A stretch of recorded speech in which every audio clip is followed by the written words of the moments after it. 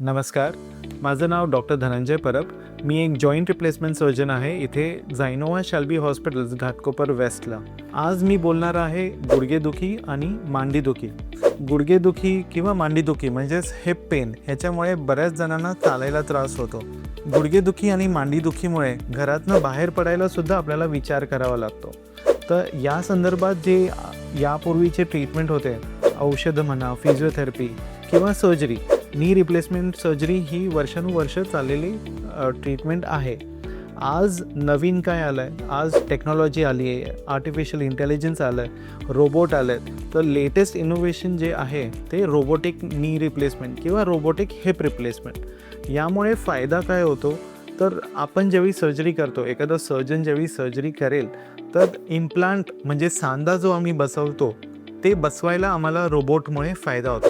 तर robot surgery म्हणजे काय, रोबोट असिस्टेड. त्यामुळे इम्प्लांटला बसवायची जी मेथड आहे ती सोपी होते.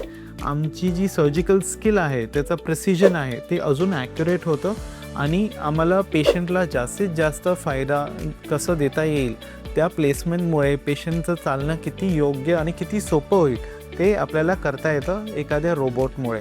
हॉस्पिटलला नक्की या, एकदा आम्हाला भेटा आणि या सुविधेचा लाभ घ्या. थँक्यू.